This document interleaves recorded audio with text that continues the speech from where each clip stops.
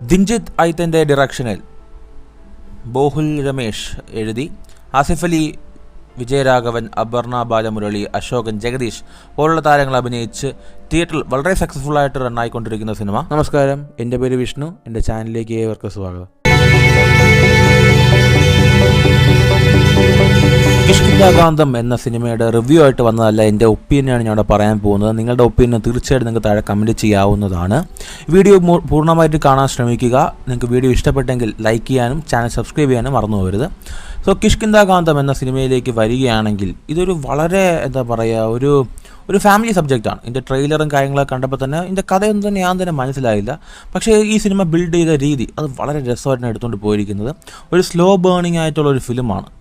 ഓരോ തരത്തിലും ഹൈപ്പ് കയറി ലാസ്റ്റ് കൊണ്ടുവരാൻ നേരത്ത് വല്ലാത്തൊരു ചിൽനെസ് തരുന്ന ഒരു തരം സിനിമയായിട്ടാണ് എനിക്ക് തോന്നിയിട്ടുള്ളത് കിഷ്കിന്ധാകാന്തം. അഫ്കോഴ്സ് ഇതിൽ ആൾക്കാരുടെ പെർഫോമൻസസ് എടുത്ത് പറയേണ്ടത് തന്നെയാണ്. ആസിഫ് അലി ആയിക്കോട്ടെ, അജയ് ചന്ദ്രൻ എന്നൊരു കഥാപാത്രമായിട്ടാണ് അദ്ദേഹം വരുന്നത്. Best performance. ആ ക്ലൈമാക്സ് പോർഷനിലൊക്കെ ആസിഫ് അലി നോക്കുകയാണെങ്കിൽ നല്ലൊരു പെർഫോമൻസ് അദ്ദേഹത്തിൻ്റെ കയ്യിൽ നമുക്ക് കാണാൻ കഴിഞ്ഞിട്ടുണ്ട്. പക്ഷേ ഈ പടത്തിനെ മുഴുവനായിട്ട് വിഴുങ്ങിയ ആ ഒരു നടൻ വിജയരാഘവൻ തന്നെയാണ്. അപ്പുപിള്ള എന്നൊരു എക്സ് മിലിറ്ററി മാനായിട്ടാണ് അദ്ദേഹം ഈ സിനിമയ്ക്കകത്ത് വരുന്നത്. അദ്ദേഹത്തിലൂടെയാണ് ഈ കഥ നമ്മൾ പാതി കൂടുതലും കണ്ടുകൊണ്ട് പോകുന്നത്. സോ എക്സ്ട്രോണറി പെർഫോമൻസ് എന്ന് തന്നെ പറയേണ്ടി വരും. അദ്ദേഹം ഒരു എക്സ് മിലിറ്ററിയാണ്, അദ്ദേഹത്തിന് മറവിക്കുറവുണ്ട്, ഒരു അൽസൈമർ പേഷ്യൻ്റ് ആണെന്ന് തന്നെ പറയാം. സോ അതിൻ്റെ പിരിമുറുക്കങ്ങളെല്ലാം തന്നെ അദ്ദേഹം വളരെ മനോഹരമായിട്ട് സ്ക്രീനിൽ കൊണ്ടുവന്നിട്ടുണ്ട്. ഒരു മുരടനായിട്ടുള്ള ഒരു 10-70 വയസ്സുള്ള കഥാപാത്രം അദ്ദേഹം വളരെ അമേസിംഗ് ആയിട്ട് പ്ലേ ചെയ്തിട്ടുണ്ട്. അപർണ ബാലമുരളി ആ ഒരു ഇൻവെസ്റ്റിഗേറ്റീവ് ആയിട്ടുള്ള ആ കാര്യങ്ങളൊക്കെ ചെയ്യുന്ന രീതിയൊക്കെ വളരെ നന്നായിട്ടുണ്ടായിരുന്നു. സോ ഈ സിനിമയുടെ കഥ എന്താണെന്ന് നോക്കുകയാണെങ്കിൽ ഒരു ഫോറസ്റ്റ് റേഞ്ചിലുള്ള ഒരു വീട്, അവിടുത്തെ ഒരു എക്സ് മിലിറ്ററി മാനാണ് അപ്പുപിള്ള. അപ്പുപിള്ളയുടെ മകനാണ് ആസിഫ് അലി. ഇലക്ഷൻ സമയമാവാൻ നേരത്തെ ലൈസൻസ് ഗണ്ണെല്ലാം തന്നെ പോലീസ് സ്റ്റേഷനിൽ ഹാജരാക്കണമെന്ന് പറയുന്നു. ഈ സമയത്താണ് അപ്പുപിള്ളയുടെ ഗണ്ണ് മിസ്സാവുന്നതിനുള്ള വാർത്ത മനസ്സിലാക്കുന്നത്.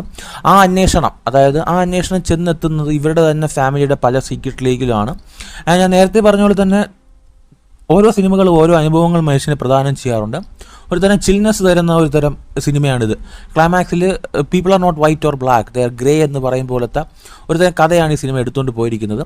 ആൻഡ് പെർഫോമൻസ് വൈസ് സിനിമയുടെ സ്ക്രിപ്റ്റ് നോക്കുകയാണെങ്കിൽ കിങ്. ഞാൻ പറയാറില്ലേ, ചില സിനിമകൾ അതിൻ്റെ കഥ പറയുന്ന രീതി, അതിൻ്റെ സിനിമോട്ടോഗ്രാഫി, ഇതിനൊക്കെ അപ്പുറം അതിൻ്റെ കഥ സ്ട്രോങ് ആണ് എങ്കിൽ നമ്മൾ അറിയാതെ ആ പടത്തിലേക്ക് ലയിച്ചിരുന്ന് കാണും. അതുപോലെ ഒരു സ്ലോ ബേണിംഗ് ആയിട്ടുള്ള ഒരു എക്സ്പീരിയൻസ് ആണ് ഈ സിനിമ എനിക്ക് സമ്മാനിച്ചത്. സിനിമയുടെ സിനിമോട്ടോഗ്രാഫിക്ക് എടുത്ത് തന്നെ പറയണം. ഈ സിനിമയുടെ ലൊക്കേഷനും ഈ കഥയ്ക്ക് വളരെ അനുയോജ്യമായൊരു ലൊക്കേഷനാണ്. അത്രയും വലിയൊരു കാടിൻ്റെ അകത്തുള്ള ഒരു വീട്, ആ മിസ്റ്ററി ക്രിയേറ്റ് ചെയ്യാൻ ഇതിലപ്പുറം ഒന്നും ആവശ്യമില്ല. സോ പെർഫോമൻസ് വൈസ് എല്ലാവരും മത്സരിച്ച് അഭിനയിച്ച ഒരു സിനിമയായിട്ട് എനിക്ക് പേഴ്സണലി ഫീൽ ചെയ്തു. ആസിഫ് ഒരു ബെസ്റ്റ് പെർഫോമൻസ്. പക്ഷേ ഈ സിനിമ ടോട്ടലി ആ ഒരു സിനിമയുടെ ഒരു 80% അല്ലെങ്കിൽ 70% സിനിമ കവർ ചെയ്യുന്നത് വിജയരാഘവൻ എന്നൊരു ബ്രില്യൻ്റ് ആക്ടർ തന്നെയാണ്. സോ നിങ്ങളുടെ അഭിപ്രായങ്ങൾ തീർച്ചയായിട്ടും നിങ്ങൾ താഴെ കമൻറ്റ് ചെയ്യുന്നു പ്രതീക്ഷിക്കുന്നു. മറ്റൊരു ദിവസം മറ്റൊരു വീഡിയോ കാണാം. അതുവരെയും ബൈ.